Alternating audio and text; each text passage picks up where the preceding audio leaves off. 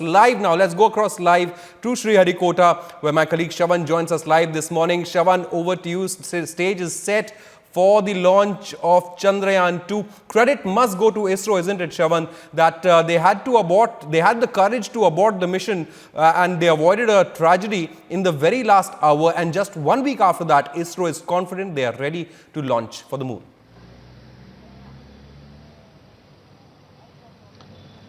Well, Shobha, there's absolutely no doubt about the fact that this is a historic day, given the fact that you have the ISRO scientists also making a very crucial decision of aborting the mission just about an hour before.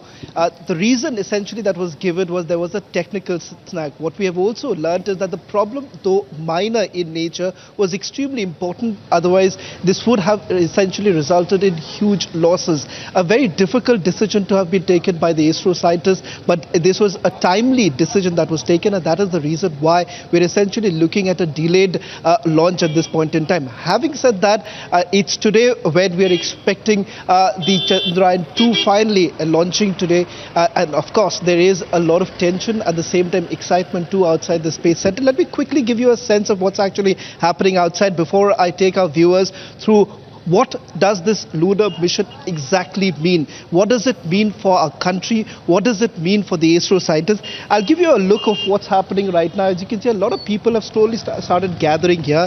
We're given to understand these are visitors who want to take a glimpse of the launch. Arrangements have also been made for them to enter. We'll quickly get a word from them in a while from now before I take our viewers to what really this mission really means for India. Remember, India would essentially become the fourth country to have a landing on the moon. Chandrayaan-2 is a natural sequel to Chandrayaan-1, given the fact that Chandrayaan-1 essentially was orbiting around the moon. Chandrayaan-2, on the other hand, would essentially look at a soft landing. I'll also show you the prototype of the satellite launch vehicle. That's the GSLV Mark III on your screens right now. That's the prototype that would be carrying Chandrayaan-2, which basically the spacecraft weighs over 3,000 kilos. Remember, once the launch actually takes place, this is the satellite launch vehicle that takes the spacecraft all the way to the moon's surface.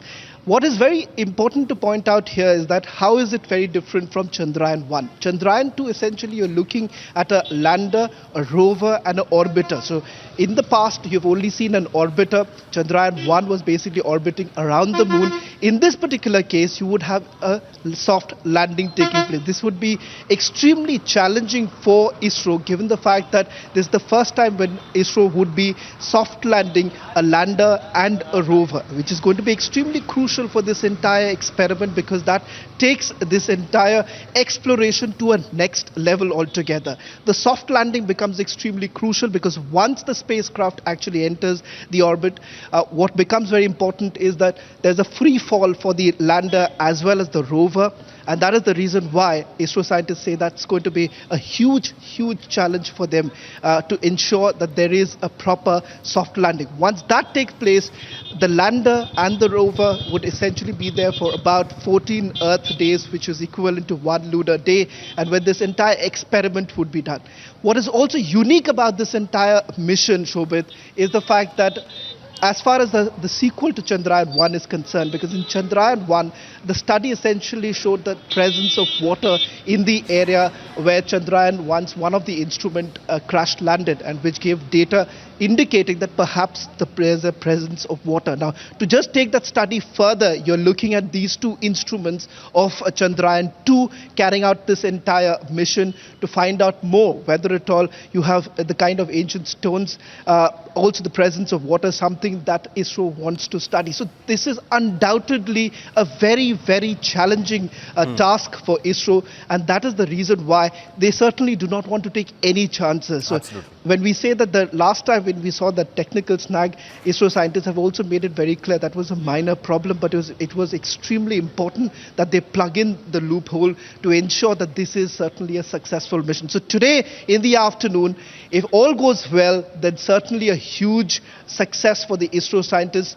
the fourth country to have this sort of a landing on the moon's surface. Important to point out here that it is also the position where the spacecraft essentially lands is perhaps the first country to look into the south pole of the moon. So there are certain various unique features of this entire Chandrayaan-2, and this is the reason why you're essentially looking at a very a tense group of scientists, but at the same time excited, a lot of people who are outside here. Absolutely. Shravan, thank you for joining us. We'll keep coming back to you. Shravan reporting live from Sriharikota. The final preparations are underway for that historic launch. The countdown is on your screens, just about 5.5 hours to go. You must stay tuned to Republic TV right through the day. It's a rolling coverage of the launch of Chandrayaan-2.